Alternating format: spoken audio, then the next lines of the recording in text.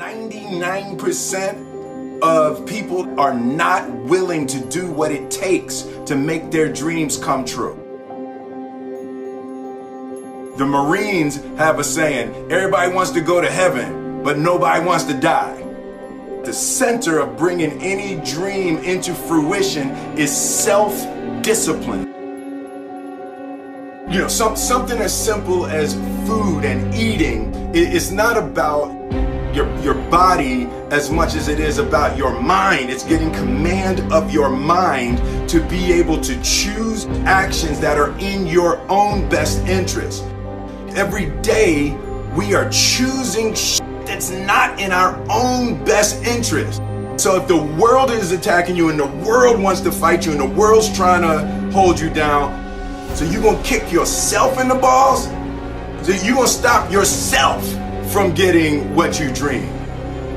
And I think the word discipline has kind of gotten a bad name. We think about it in terms of punishment.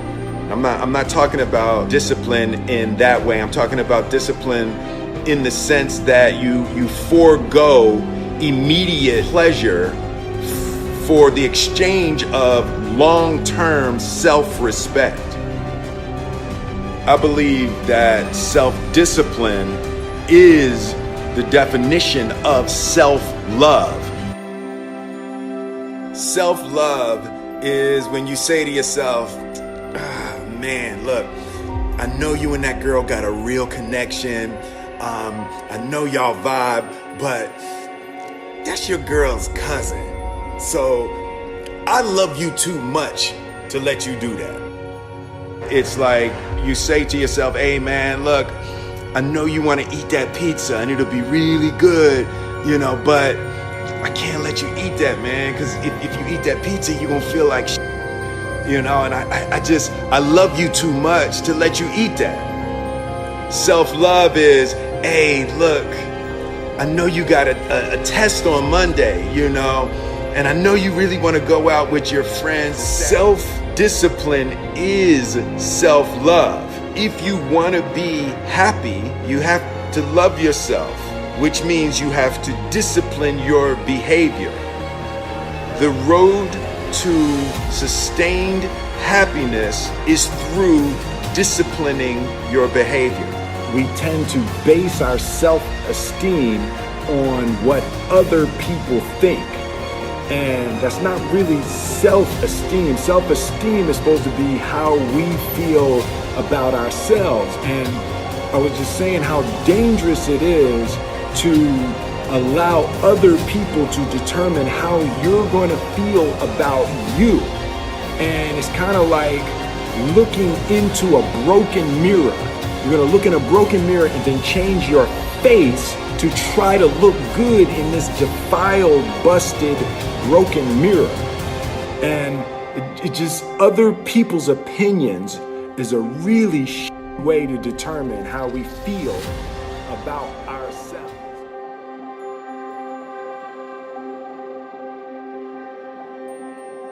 It don't matter whose fault it is that something is broken if it's your responsibility to fix it. For your life, your happiness is your responsibility and your responsibility alone.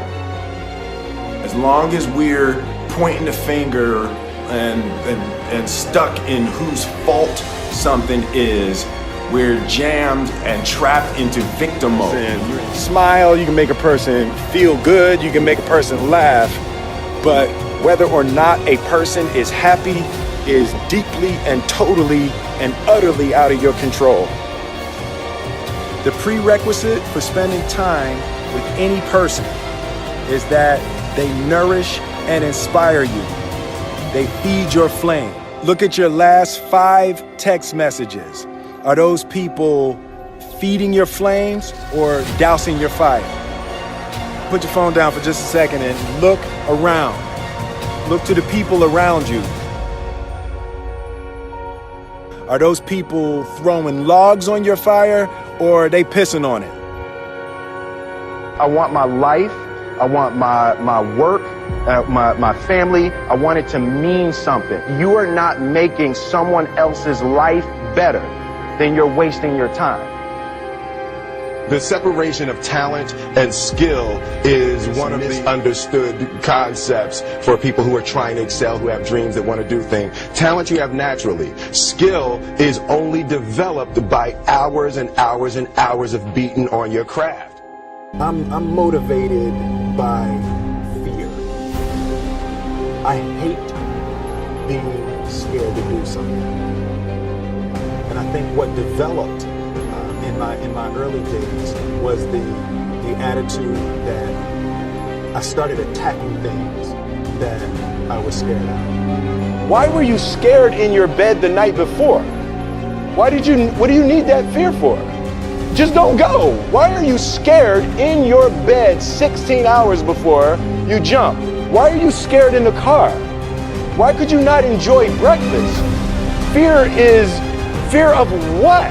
You're nowhere even near the airplane. Everything up to the stepping out, there's actually no reason to be scared. It only just ruins your day. You don't have to jump. And then in that moment, all of a sudden, where you should be terrified is the most blissful experience of your life.